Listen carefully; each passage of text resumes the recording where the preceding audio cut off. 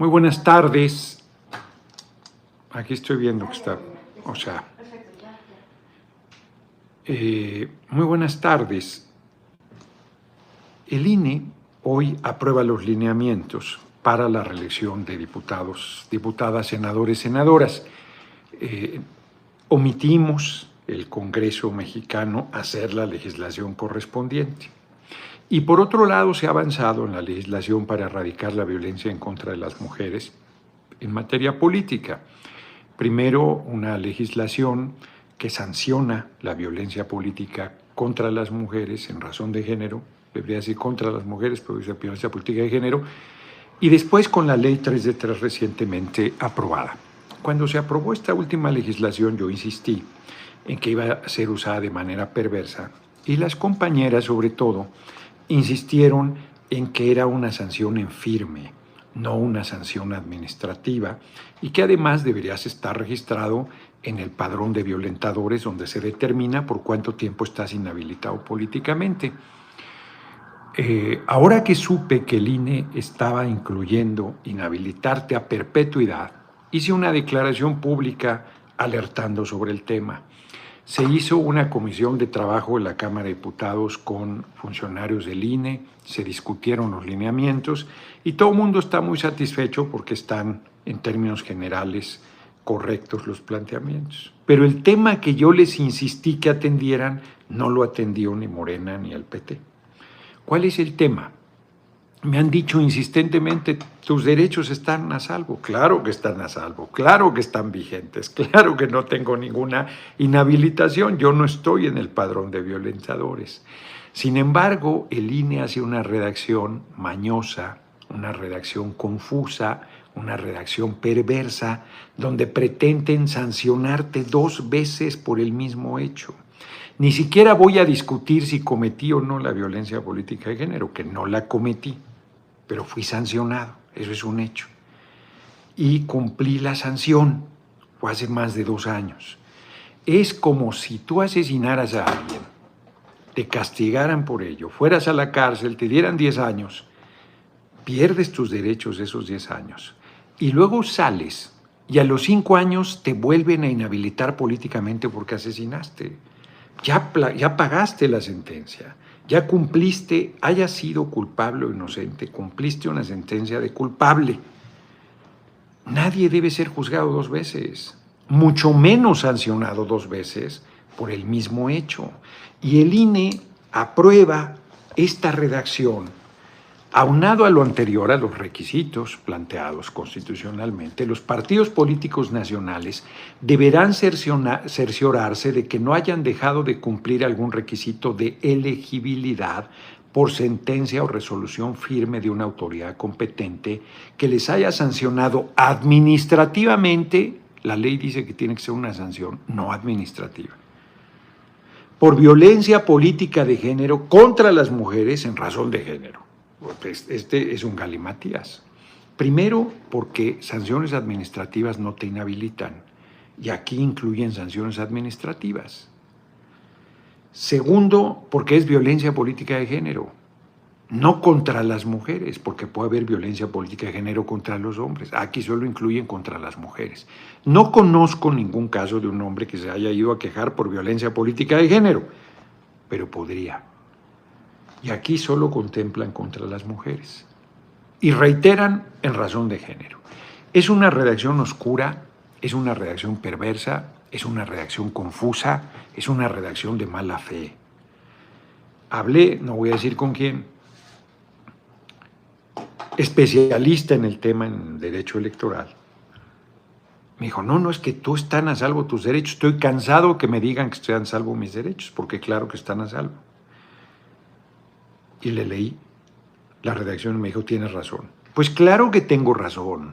Llevo semanas diciéndoles que hay ese problema y que lo van a usar perversamente en contra de compañeros y compañeras.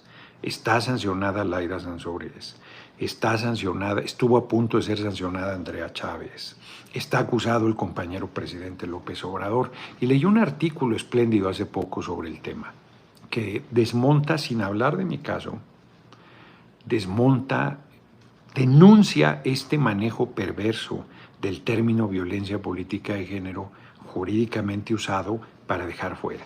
Mientras que la señora Gálvez cae todos los días en un escándalo de corrupción y ahora de plagio de su tesis, y con una desvergüenza inaudita dice, bueno, no dice sí plagié, pero dice sí, sí están los párrafos, y ay sí cometí el error. No es un error, se entrecomillan. Los párrafos, aunque sean de políticas públicas, se entrecomillan, y de otras obras se entrecomillan y se pone página tal,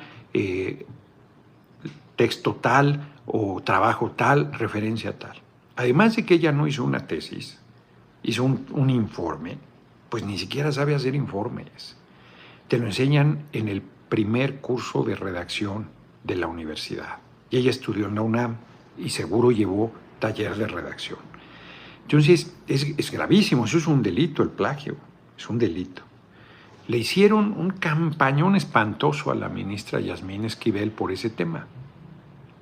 Y resulta que Xóchitl Gálvez está tan tranquila. Y a mí que me inventaron esa patraña, y que reitero, denla por buena, ya hice lo que me obligaron a hacer. Cumplí la sanción hace 2 años, a tal grado que fui reelegido diputado. Ya estaba la legislación de la inscripción en el padrón de violentadores. Tan es así que el Tribunal Electoral me amenazó con aplicarme esa legislación de manera retroactiva, como lo expliqué la vez anterior. Ahora, con esta redacción, pretende sacarme de la actividad política en cargos de representación y en funciones de gobierno.